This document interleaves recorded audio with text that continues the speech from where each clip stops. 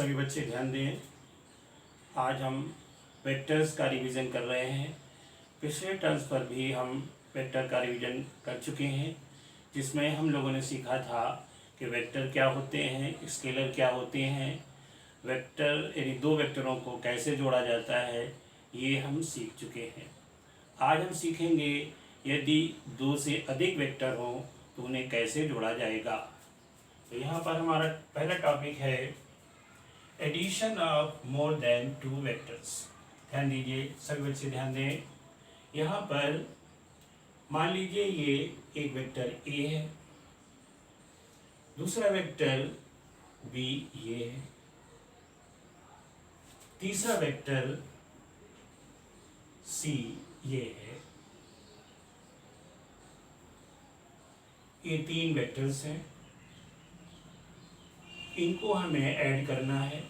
तो हम कैसे ऐड करेंगे? सबसे पहले ये ग्राफिकल मेथड है। सबसे पहले वेक्टर ए को यहाँ खींच लेंगे,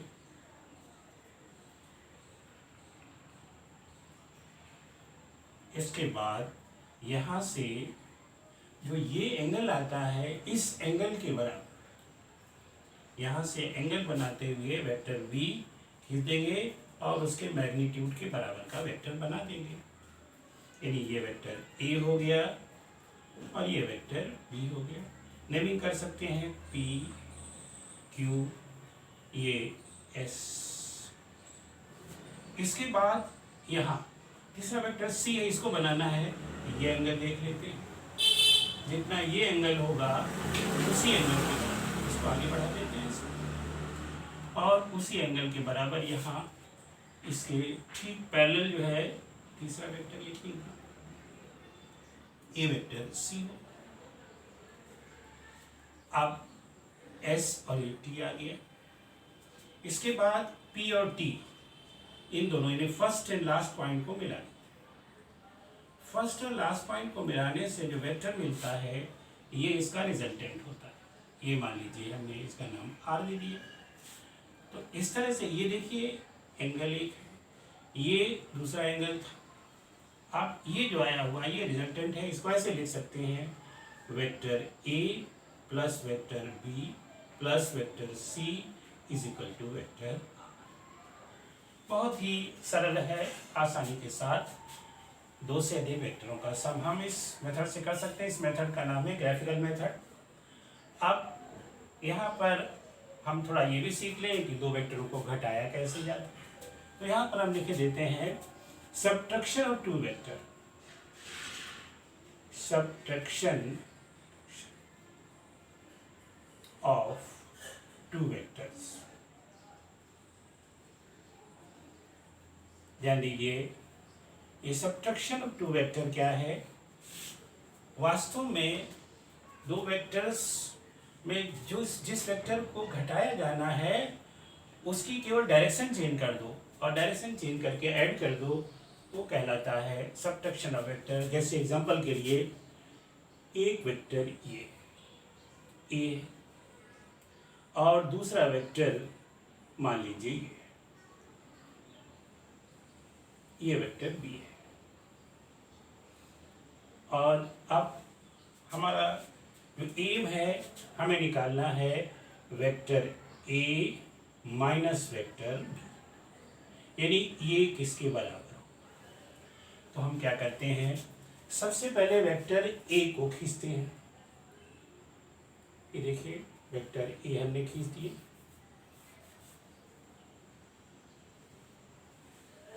और वेक्टर ए के खींचने के बाद फिर हम इसकी डायरेक्शन, ये ऊपर को है तो इसकी डायरेक्शन नीचे है। तो ये जो वेक्टर आएगा ये वेक्टर बी है लेकिन माइनस है, और ये वेक्टर ए है। और फिर तरीका वही है, फर्स्ट एंड लास्ट पॉइंट को मिला दो। ये अब मान लीजिए आप ये पॉइंट ओ रखा है, ये पी रखा है, ये क्यू रखा है, इसका नाम हमने आर डैश रखवा दिया। तो यहाँ पर रिजल्ट क्या आ जाएगा? ये आ जाएगा vector A minus vector B is equal to vector R dash. सभी बच्चे समझ गए होंगे। एडिशन और सब्ट्रैक्शन में केवल इतना अंतर है कि जिस वेक्टर को सब्ट्रैक्ट करना होता है उसकी डायरेक्शन चेंज करके उसी मैग्नीट्यूड का अपोजिट वेक्टर या नेगेटिव वेक्टर बना देते हैं और फिर उसको पहले वेक्टर के साथ ऐड कर देते हैं। यही इसका रिजल्टेंट या रिजल्ट आता है। अब हम करेंगे analytical method of addition of two vectors, ये दो वेक्टर हुए ऐड करने का analytical method. Analytical method of vector addition.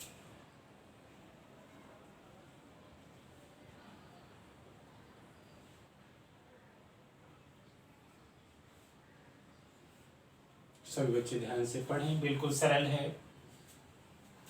दो वेक्टर हैं, मान लीजिए एक वेक्टर ये है ए,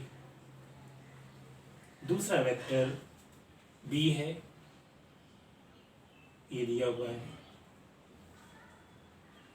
अब इन दोनों वेक्टर्स को हमें एनालिटिकल मेथड से जोड़ना है। तो कैसे जोड़ेंगे? देखिए, जोड़ने का तरीका अच्छी तरह से समझें।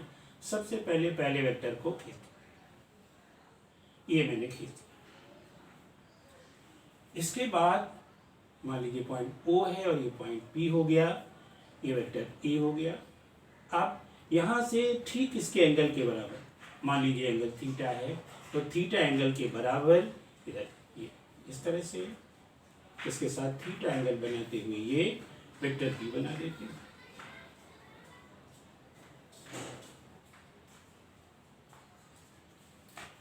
और ये हो गया क्यू। अब यहाँ पर फर्स्ट एंड लास्ट को मिला दो। तो ग्राफिकल मेथड होता तो इसी को हम मेजर कर लेते, इस चीज को मेजर कर लेते, यही इसका रिजल्टेंट आ जाता। लेकिन यहाँ हम इसका मैग्नीट्यूड निकालना चाहते हैं, तो हम क्या करेंगे, इसको आगे बढ़ा देंगे और यहाँ से इस पर परपेंडिकुलर ड्रॉ कर देंगे। सपोज करिए परपेंडिकुलर क्यू एन है। अब हम आर का मैग्नीट्यूड निकालेंगे। अब देखिए कैसे निकालेंगे, यहां ध्यान दीजिए। In right triangle O N Q, O N Q, इधर ध्यान दो, O Q square, Pythagoras theorem लगाते हैं। O Q square is equal to O N square plus Q N square. अब यहां पर ओ एन को दो पार्ट्स में तोड़ दीजिए, ये हो जाएगा O P plus P N का whole square plus Q N का स्क्वायर। इधर ध्यान दें। अब इसको a प्लस बी के फार्मूले से, a प्लस बी का होल स्क्वायर के फार्मूले से खोल दें, तो हो जाएगा O P square plus P N square plus 2 O P into P N plus Q N square is equal to. अब इधर ध्यान दीजिए, ओ पी पी एन इनकी वैल्यू रखना है। फिगर में देखिए ओ पी किसके बराबर है, वेक्टर ए। तो जब वेक्टर ए का हम स्क्वायर करते हैं, किसी भी वेक्टर का स्क्वायर किया जाता है तो मैग्नीट्यूड का स्क्वायर हो जाता है। तो यहाँ पर हो जाएगा ए स्क्वायर प्लस यहाँ पर पी एन बेटा पहले एक काम, इस लाइन के पहले एक काम और कर लो। यहाँ पर O P square plus P N और क्यू एन, इसके बारे में सोचिए। देखिए P N square plus Q N square, ये इस राइट ट्राइंगल में पी क्यू की स्क्वायर के बराबर है। तो इसको लिख सकते हैं यहाँ पर पी एन और क्यू एन, यहाँ पर हो जाएगा P Q square plus 2 O P into P N. अब वैल्यू रखेंगे, ओ पी की जगह लिख देते हैं A square plus P Q P Q, यहाँ बी वेक्टर है उसका स्क्वायर होगा तो वो मैग्नीट्यूड का स्क्वायर हो जाएगा, प्लस 2 ओपी, ओपी एक वेक्टर है तो ये हो जाएगा ओ पी। बेटा ध्यान दीजिए ये वेक्टर है तो ओपी को हम वेक्टर ए लिख देते हैं। सभी बच्चे समझ, ओपी वेक्टर ए के बराबर है into P N, P N ये किसके बराबर है, पी एन अगर आप ट्रिग्नोमेट्री पढ़ते हैं तो पी एन किसके बराबर है, P N B cos theta के बराबर है। किसके बराबर है, P N B cos theta के बराबर है। Magnitude, magnitude of P N B cos theta के बराबर है तो यहाँ पर हम क्या लिख सकते हैं, या यहाँ पर हम अभी तो ऐसे लिख सकते थे वेक्टर बी, पी एन की जगह वेक्टर बी लिखा जा सकता है, या फिर हम ऐसा कर सकते हैं इनके वेक्टर हटा दें, ए डॉट बी और नॉट डॉट फिर लिखेंगे फिर ए बी कॉस थीटा। देखिए फिर एक बार समझ लें, पहले हमने वेक्टर के रूप में लिखा था तो यहाँ पर क्या लिखे, 2 vector A and dot vector B, इन दोनों ये दोनों डॉट वेक्टर बी के बराबर हो रहे थे। अगर मैं ये चीज़ थोड़ा कम समझ आ रही थी कि पी एन को कैसे हमने डॉट वेक्टर बी लिख दिया, तो यहाँ पर डॉट जब खुलता है तो कास थीटा आता है तो हमने यहाँ पर लिख दिया 2 इंटू ए इंटू बी, ये दोनों वेक्टरों के मैग्नीट्यूड है इंटू कास थीटा। बेटा ये समझ लीजिए ऐसे आए हैं जैसे अगर आपको याद हो पीछे अगर कभी पढ़ा हो vector A dot vector B is equal to, dot product पढ़ेंगे तो आपको पढ़ाया जाएगा, ये होता है ए बी कॉस थीटा, यानी दोनों वेक्टरों का अगर डॉट किया जाए तो ये चीज आती है। तो ये चीज यहाँ पर इस तरह से आ जाती है ए बी कॉस थीटा।